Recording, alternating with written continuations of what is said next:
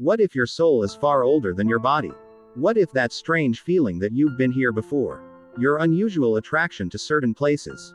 Your deep need to understand life's bigger questions? Or the feeling that you simply don't see the world the way everyone else does? Isn't just your personality. What if it has something to do with the journey of your soul? For thousands of years, spiritual traditions have asked a profound question. Is the soul truly beginning its journey with this life, or has it been here before? In Sanatana Dharma, the Atman is understood as eternal. It is not born when the body is born, and it does not die when the body dies. The Bhagavad Gita describes the soul as moving from one body to another, much like a person changes from one stage of life to another. But there's another fascinating idea found in modern spiritual teachings. The idea of soul ages. According to this framework, souls may pass through different stages of experience and development. So, how old might your soul be? And which stage could you be in? Stage 1. The newborn soul. The newborn soul represents the beginning of the human journey within this particular framework. These souls are often described as innocent, curious, spontaneous, and strongly connected to immediate experience. Life may feel simple to them. They may be fascinated by the world around them and more likely to follow instinct and emotion than overthink every decision. But they may also struggle with responsibility, complexity, and the difficult choices that come with human life. Their greatest lesson: learning how to navigate the physical world. This is where the journey begins. Stage 2. The child soul. As the soul develops through this framework, it begins seeking structure, rules, traditions, family, community, a clear sense of right and wrong.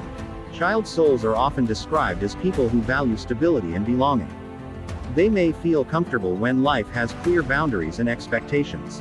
They want to understand how the world works, and how they are supposed to fit into it. Their lesson is not simply following the rules.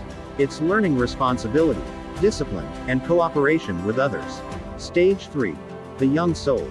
Now the journey becomes much more ambitious. Young souls are described as explorers and achievers. They want to build something, become something, prove something. This is the stage associated with ambition, competition, independence, success, money, influence, and recognition.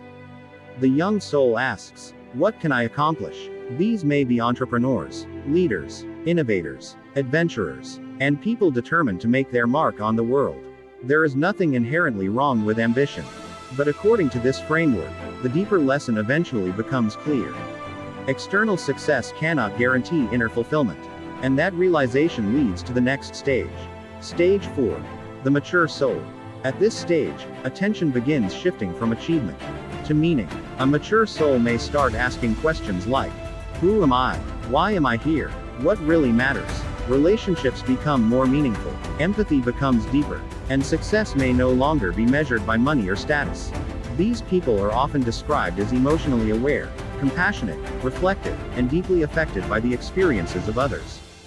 They begin to understand that life isn't simply about winning. Sometimes, it's about understanding. Stage 5. The old soul. This is where the concept becomes especially fascinating.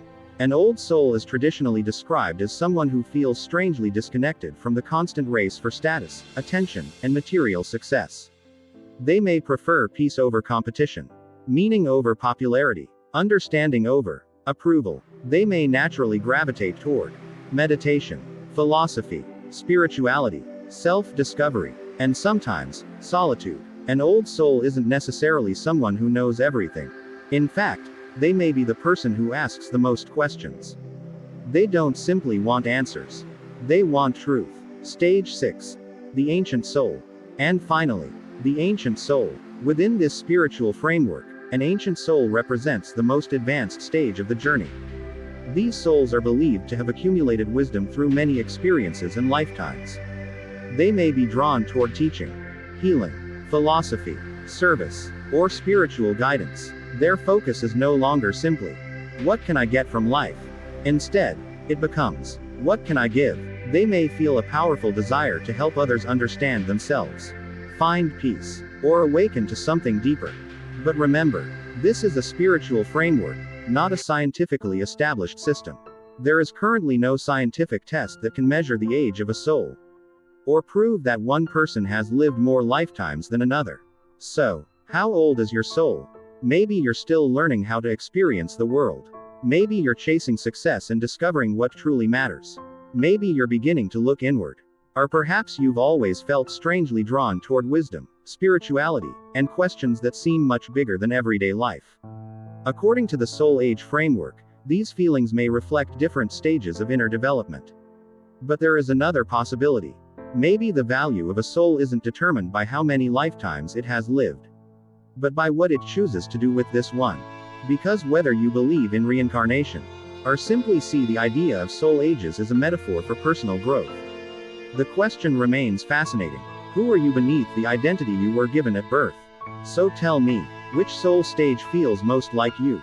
Newborn, child, young, mature, old, or ancient? And what makes you feel that way? Share your thoughts in the comments. If you're fascinated by reincarnation, consciousness, ancient wisdom, and the mysteries of the soul, subscribe to the Soul Archive. Because perhaps, the greatest mystery in the universe isn't somewhere out there. It may be living inside you.